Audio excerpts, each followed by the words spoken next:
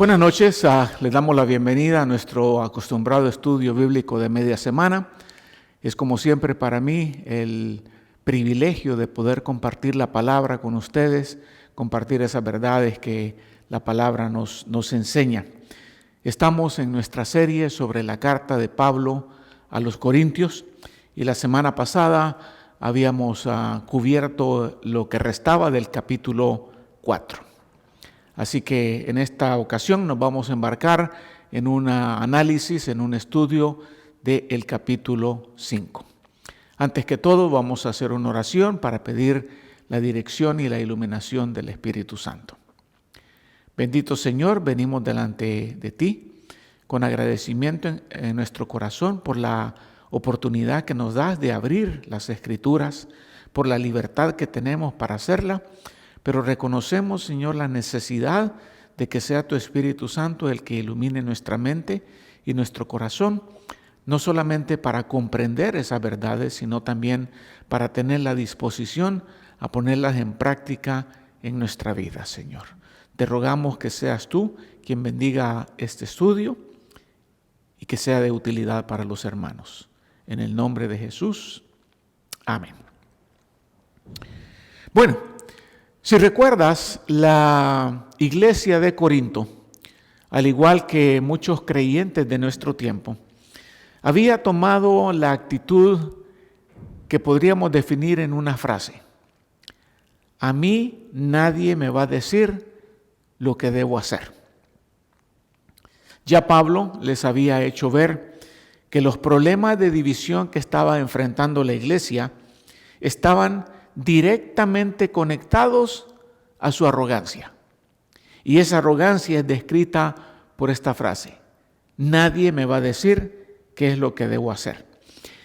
Dicha arrogancia no solamente afectaba en las relaciones eclesiásticas entre los hermanos, sino que era evidente también en otro problema serio, y quizás más serio que la de las divisiones, ante el cual los corintios, por su arrogancia, no habían hecho nada al respecto. Y ese era el caso de que la inmoralidad en la iglesia estaba siendo permitida sin hacer nada al respecto. En el capítulo 5, el apóstol les señala el problema y también, como en los capítulos anteriores, les dice qué es lo que deben de hacer. No basta con señalar el problema, hay que proveer soluciones. Y esa es una lección para nuestra vida diaria también. Pero en el caso de la iglesia de los Corintios, el problema serio era inmoralidad en la iglesia.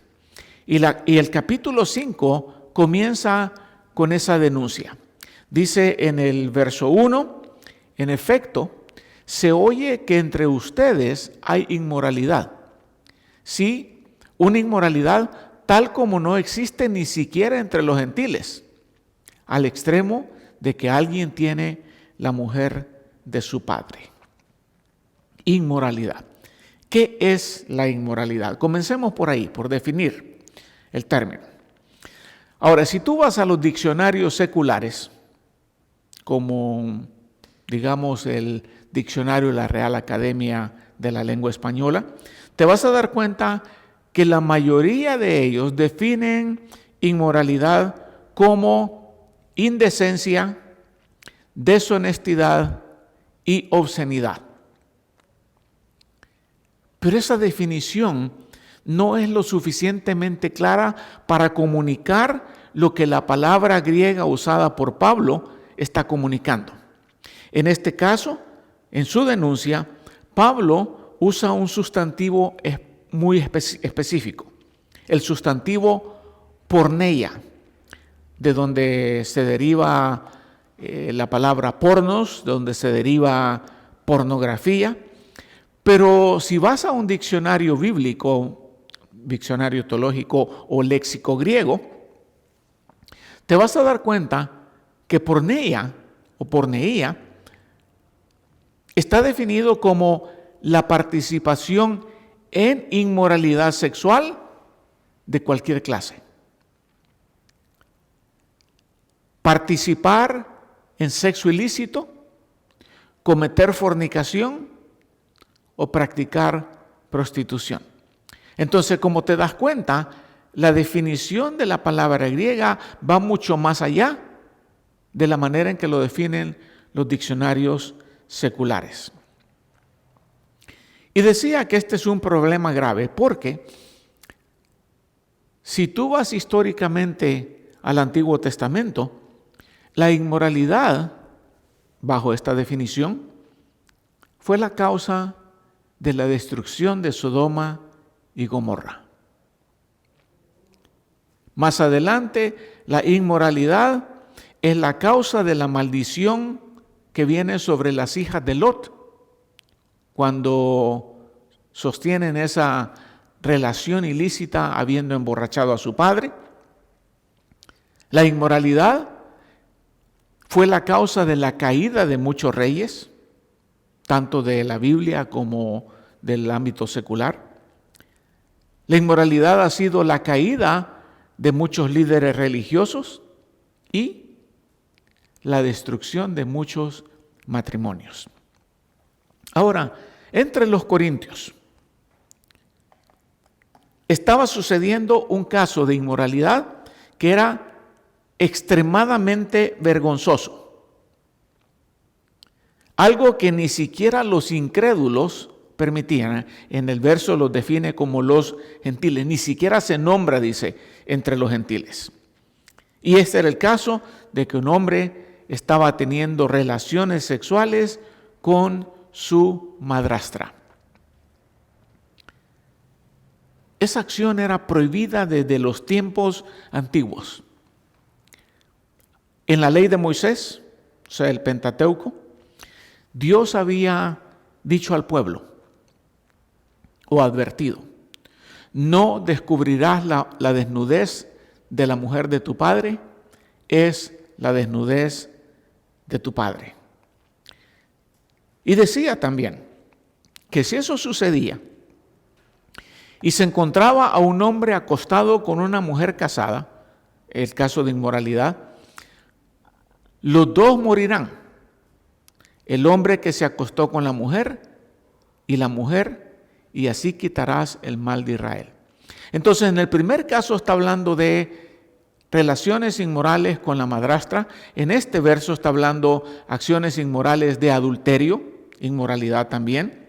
Y la pena que se ponía sobre ese tipo de pecado era la muerte. Decía el mismo Moisés: maldito el que se acueste con la mujer de su padre, porque ha descubierto lo que es de su padre. Y todo el pueblo dirá amén.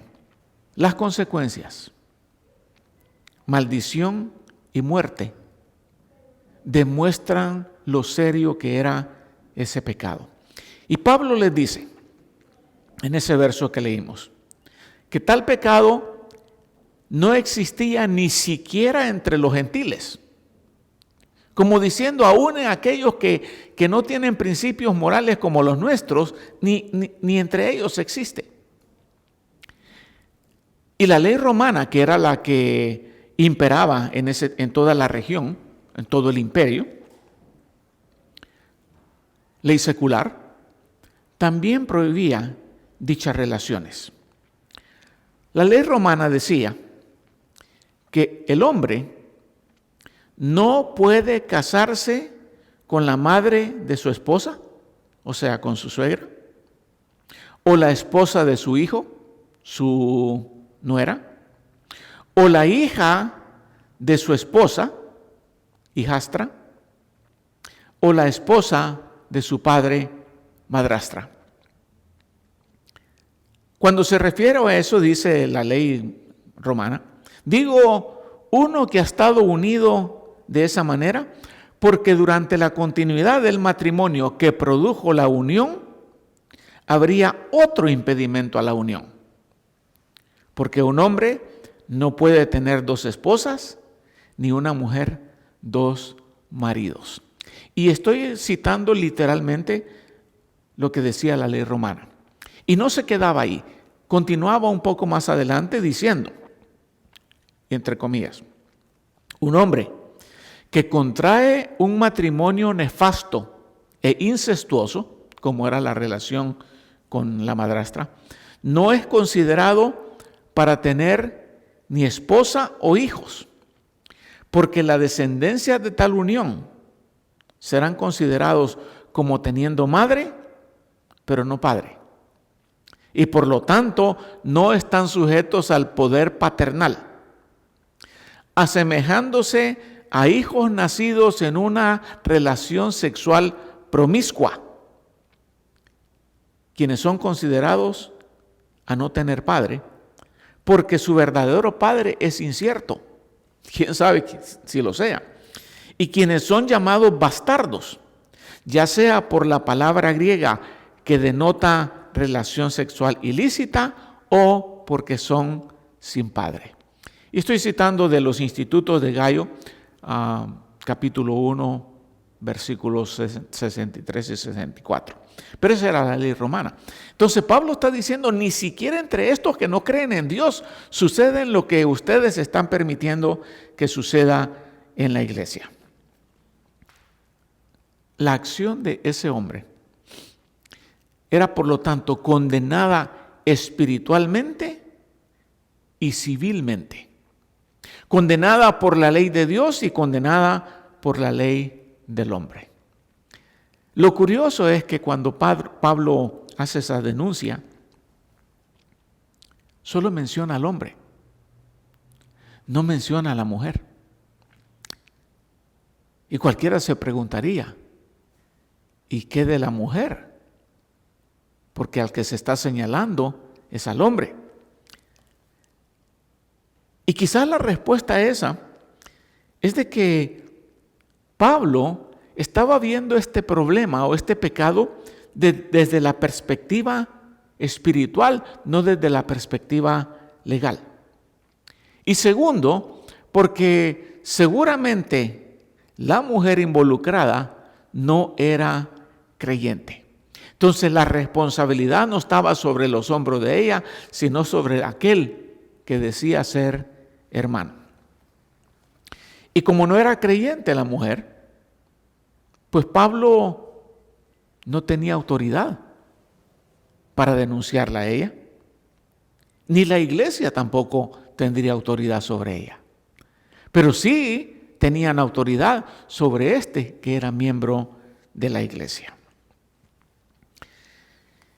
Y lo que a Pablo le está molestando, aparte de la seriedad del pecado, era la indiferencia al pecado. Y por eso estamos hablando en este capítulo de la disciplina en la iglesia. Y la iglesia no estaba ejerciendo disciplina, sino que estaba siendo indiferente. Y le dice en el segundo verso, esto está sucediendo en la iglesia y ustedes se han vuelto arrogantes en lugar de haberse entristecido. De nuevo no me van a decir qué debo de hacer. Y dice, se han vuelto arrogantes en lugar de haberse entristecido, para que el que de entre ustedes ha cometido esta acción fuera expulsado de en medio de ustedes. Entonces, en este verso está implícito que los creyentes de Corinto no podían clamar estar ignorantes de lo que estaba sucediendo entre ellos. Ellos lo sabían, pero no hacían nada. Simplemente callaban. Cuando hay pecado en la congregación, de cualquier tipo que sea, no solamente de inmoralidad, eso debería ser causa de tristeza para los miembros de la iglesia. La iglesia tiene la responsabilidad no de tolerar, sino de restaurar al pecador. Como Pablo le dice a los Gálatas, hermanos, Si alguien es sorprendido en alguna falta, ustedes que son espirituales, restáurenlo en un espíritu de mansedumbre, mirándote a ti mismo, no sea que tú también seas tentado. Lleven los unos las cargas de los otros y cumplan así la ley de Cristo. Entonces, aún en los Gálatas, Pablo está haciéndoles ver que la misión de la iglesia es restaurar al que cae en pecado, no tolerarle su pecado. Le señala la arrogancia con la que ellos estaban actuando al permitir que tal individuo continuara congregándose como que si nada pasara. Como el yo no me doy cuenta. Y como dije, no era que no supieran, sino que se resistían a ejercer disciplina. Entonces, Pablo no solamente les hace ver esto es lo que está pasando, es serio, ustedes no han hecho nada, sino que también les habla de la disciplina eclesiástica. La disciplina en la iglesia fue ordenada por el Señor Jesucristo para asegurarse que su cuerpo, la iglesia, se mantuviera sin contaminación.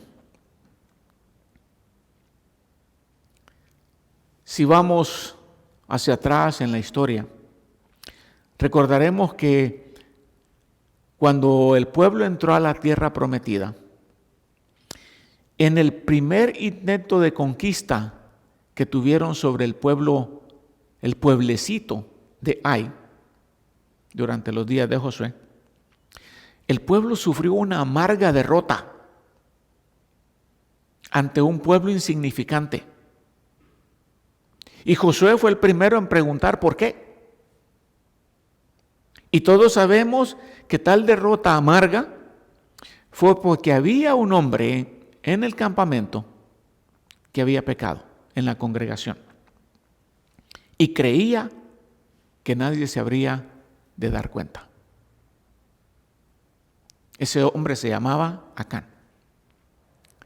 Todo el pueblo sufrió las consecuencias del pecado de uno.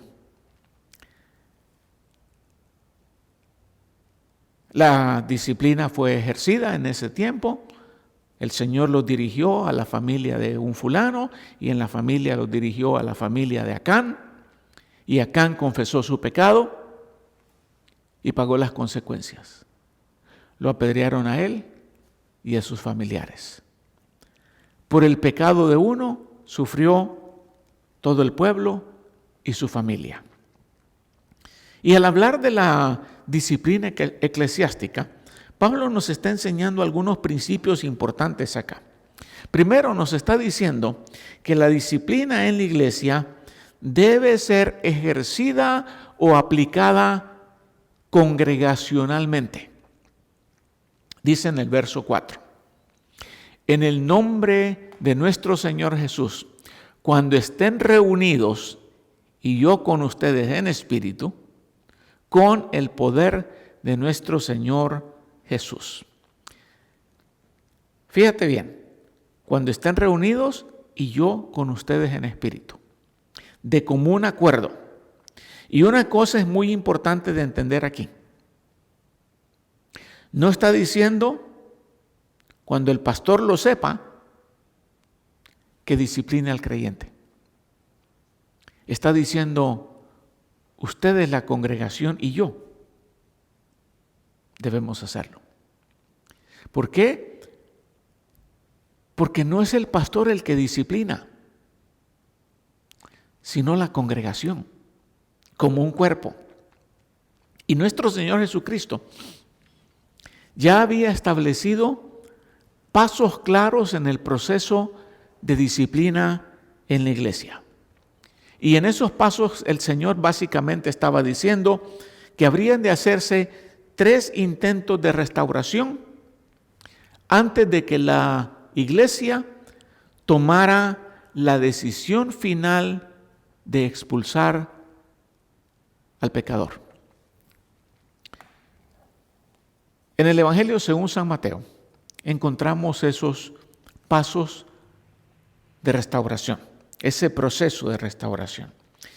Y en el verso 15 del capítulo 18 de Mateo dice: si tu hermano peca, ve y repréndelo a solas. Primer paso. Si te escucha, has ganado a tu hermano.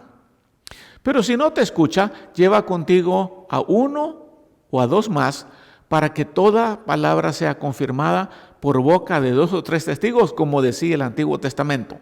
Segundo intento de restaurar. Si rehúsa escucharlos, dilo a la iglesia. Tercer paso. Y si también rehúsa escuchar a la iglesia, sea para ti como el gentil y el recaudador de impuestos. Entonces tenemos que entender que no podemos ignorar la aplicación de disciplina en la iglesia, pero también tenemos que entender que el propósito de disciplina en la iglesia es el de restaurar. Ese es el objetivo de la disciplina. No la expulsión, sino la restauración. Pero cuando el creyente en pecado rehúsa arrepentirse, la iglesia no tiene otra opción. No es de que lo vamos a mandar a consejería, no es de que lo vamos a mandar con un psicólogo. Si ya se han establecido, se han hecho los 3 intentos y no quiere arrepentirse, solo queda una opción: expulsión.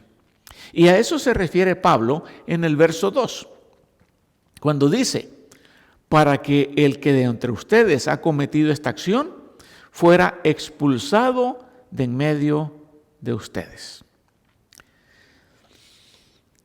Ahora, si el pecador en cuestión es un verdadero creyente que ha endurecido su corazón, la expulsión de la congregación no significa que ese individuo perderá su salvación. Algunos con falsa enseñanza dicen que si uno peca, pierde la salvación. Pero Pablo está siendo bastante claro acá, y eso viene a confirmar el propósito de la disciplina, cuando él dice: entreguen a ese tal a Satanás para la destrucción de su carne, no de su alma, no de su espíritu, a fin de que su espíritu sea salvo en el día del Señor Jesús. O sea, si este individuo rehúsa arrepentirse, esa insistencia en su pecado le llevará a la destrucción de su cuerpo, no a la pérdida de su salvación. Así como le sucede a aquel que insiste en beber alcohol. Tarde o temprano se va a morir de enfermedad al hígado. Como aquel que insiste en consumir azúcar en exceso. Tarde o temprano su cuerpo va a ser destruido por la diabetes. O como aquel que insiste en inmoralidad, en relaciones sexuales ilícitas. Probablemente adquiere enfermedades sexuales que pueden destruirlo. Y eso le podía haber sucedido a ese hermano corintio. Su insistencia habría de destruirlo. Entréguenlo a Satanás para destrucción de su cuerpo, pero no de su espíritu. Porque el propósito es la restauración. Y el otro propósito de ejercer disciplina en la iglesia es el de proteger a la iglesia. Y Pablo está diciendo: a ese ya deberían de haberlo expulsado, Pero le dice en el verso 6, la jactancia de ustedes no es buena. La jactancia de, tú no nos vas a decir qué hacer. Y Pablo les recuerda, ¿no saben que un poco de levadura fermenta toda la masa? ¿Que no se dan cuenta del peligro que están enfrentando al consentir ese pecado en la congregación? Tarde o temprano toda la congregación va a ser afectada. Y Pablo en este verso está usando la figura de la levadura y la masa. No sé si sabes, pero la levadura es un agente corruptivo. En el caso del pan, la levadura corrompe la masa y hace que la masa se vaya llenando de aire. Por eso es que cuando tú haces un pan y le echas levadura y lo dejas un rato, te das cuenta que en muy poco tiempo esa masa crece. O sea que la levadura afectó toda la masa, la echó a perder y la llenó de aire. Y cuando hablamos del pecado, el pecado es como la gangrena, que si no se detiene pronto, termina destruyendo al cuerpo. Y muchas veces es necesario tomar medidas radicales para que todo el cuerpo no sea afectado. Entre esas medidas radicales están las amputaciones. Si no cortamos este pie, todo su cuerpo se va a encangrenar y va a morir. Si no lo cortamos, no vamos a poder detener la infección. Y eso es lo que Pablo está diciendo con estos versos. Si no cortas ese pecado, toda la masa o toda la iglesia va a ser afectada. Y Pablo les está ordenando hacer algo que podemos comparar a una amputación.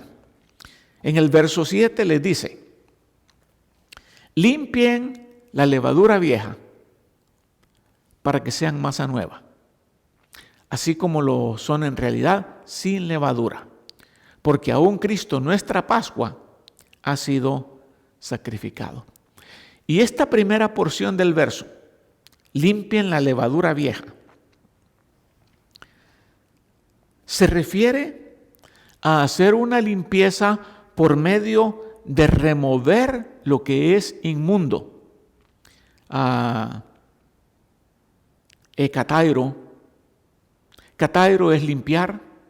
Hecatairo es limpiar por medio de extraer o de sacar. Y esa es la palabra que Pablo está usando acá. Limpien la levadura vieja.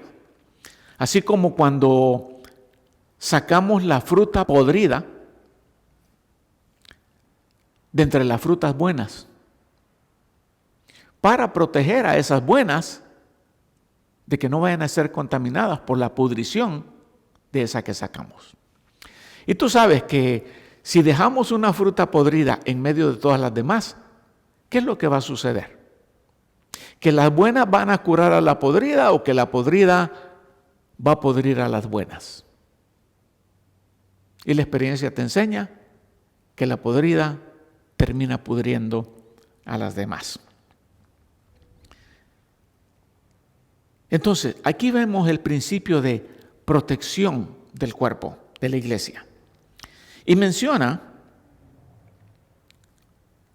nuestra Pascua. Aún Cristo, nuestra Pascua ha sido sacrificado. Y esto nos remonta a la fiesta de los panes sin levadura. Esa fiesta comenzaba inmediatamente después de celebrar la Pascua. Y durante esa fiesta, o esos 7 días de fiesta, se requería una limpieza completa, sacando toda levadura del pueblo. En esos 7 días no podía existir levadura entre el pueblo. De nuevo el principio, limpiar por medio de sacar. Y la fiesta de los panes sin levadura era una fiesta que simbolizaba limpieza total. Por un poquito de levadura que quedaba, toda la masa se corrompía. Entonces Pablo le recuerda la limpieza espiritual que debe existir en la iglesia. Y les dice, por tanto, celebremos la fiesta no con la levadura vieja, ni con la levadura de malicia y maldad, sino con panes sin levadura de sinceridad y de verdad. Ahora, al hablar de la disciplina para proteger a la iglesia, la disciplina lo hace por medio de alejarnos de creyentes que viven en pecado. Y eso es parte del propósito de la expulsión. En el verso 9 dice, en mi carta les escribí que no anduvieran en compañía de personas inmorales, porque estamos hablando del problema de inmoralidad. No me refería a la gente inmoral de este mundo, o a los codiciosos y estafadores, o a los idólatras, porque entonces tendrían que salirse del mundo. No me refiero a los incrédulos, sino que en efecto les escribí que no anduvieran en compañía de ninguno que, llamándose hermano, es una persona inmoral, avaro, tacaño, idólatra, o difamador, o borracho, o estafador. Con esa persona ni siquiera coman. Pablo protegiendo a la iglesia por medio de este principio. No te juntes con ese tipo de personas, ni siquiera comas con ellos. Y aquí viene a mi mente el conocido dicho que dice, dime con quién andas y te diré quién eres. Si te juntas con este tipo de cristianos, tarde o temprano tú vas a estar actuando como ellos. Y este verso viene a ser la explicación de por qué muchos creyentes maduros no se juntan con creyentes que insisten en vivir en este tipo de pecados. En inmoralidad, en avaricia, en idolatría, en borracheras, estafas y difamaciones. El creyente que insiste en la compañía de creyentes del tipo que estamos mencionando en este verso, tarde o temprano va a ser afectado por ellos. Si la disciplina de la iglesia no los afectó para alejarse de su pecado, ¿qué te hace pensar que tú lo harás? Que tú vas a afectarlos para que dejen su pecado. ¿O qué te hace pensar que ellos no te afectarán a ti? Si sigues el principio de la fruta, es más seguro que ese que insiste en pecado te contamine a ti, a que tú que estés limpio, lo limpies a él.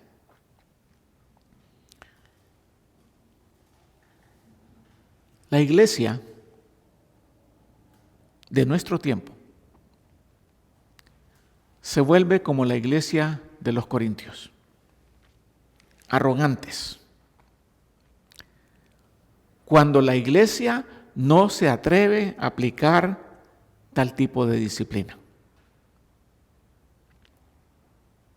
o a ignorarla.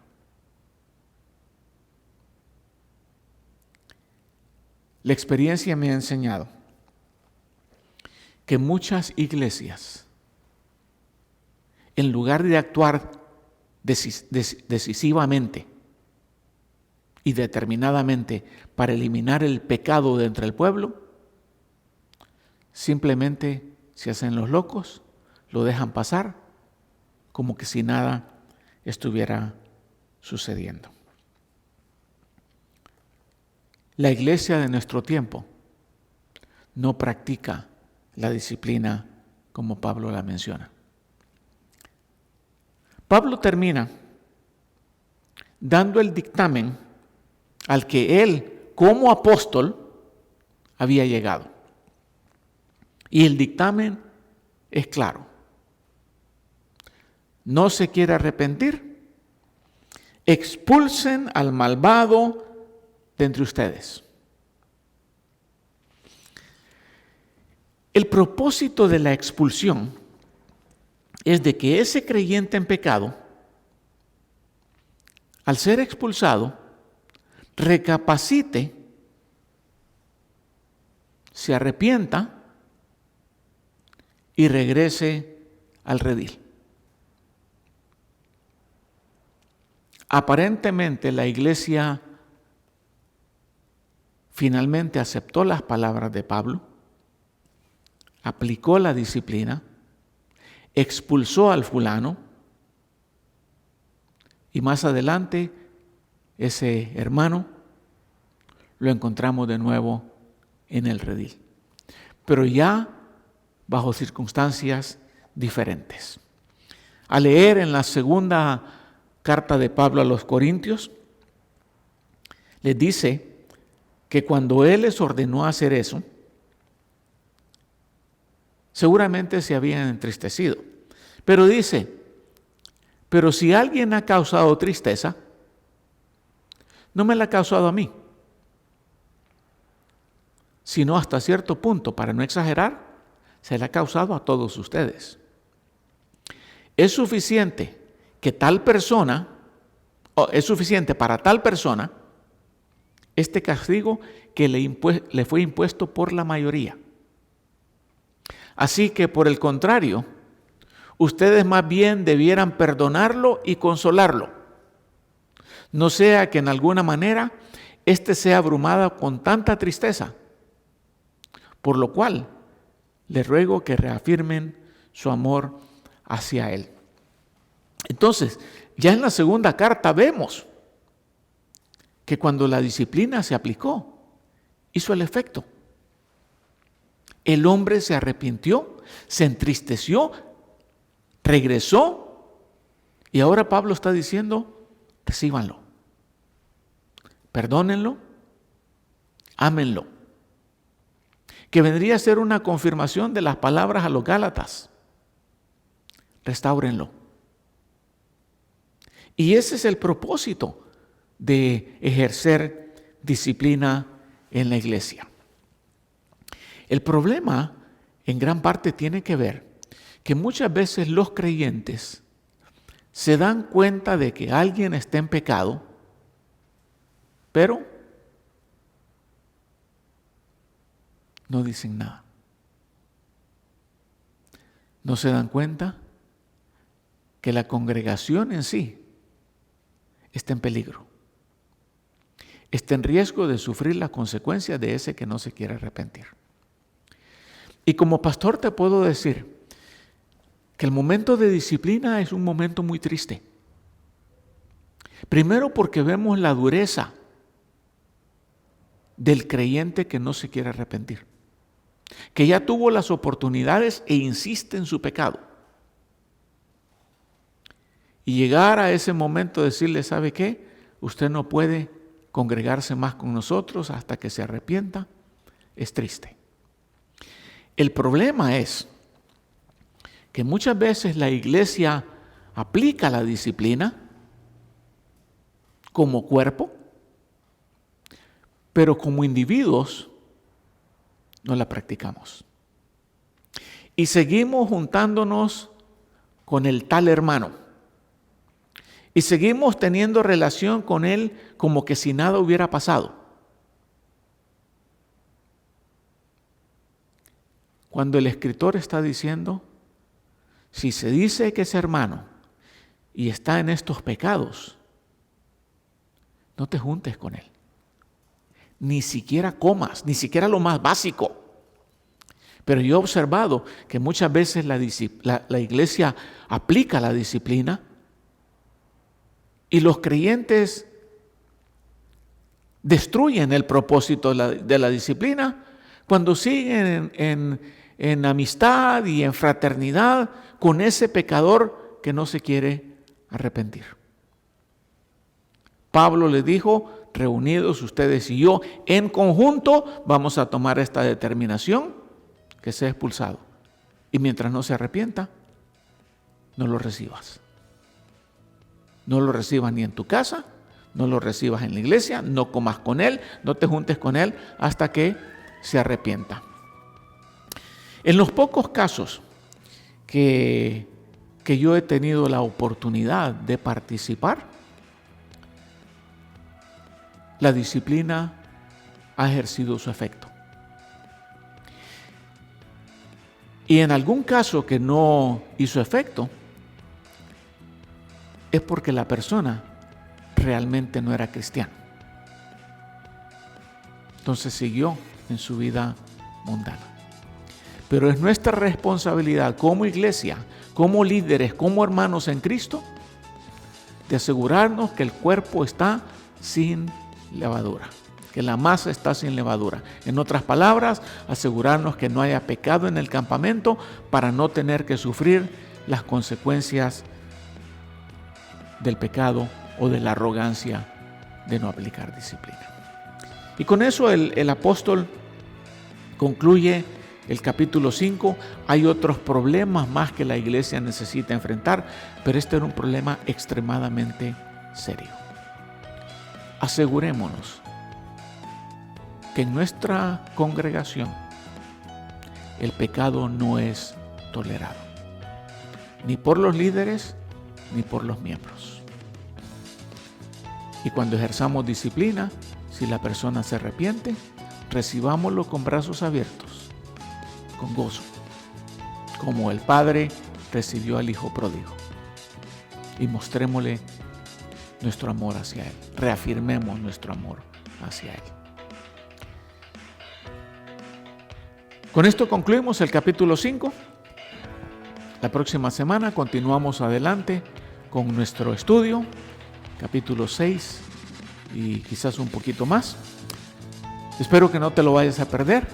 Si tienes algunas preguntas, escríbenos ahí por medio de la transmisión. No te las vamos a contestar en el momento, pero las tendremos en mente para nuestra próxima sesión. Te ruego que siempre nos lleves en oración para poder seguir con estas transmisiones.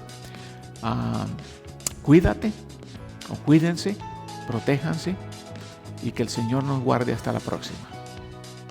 Bendiciones, buenas noches.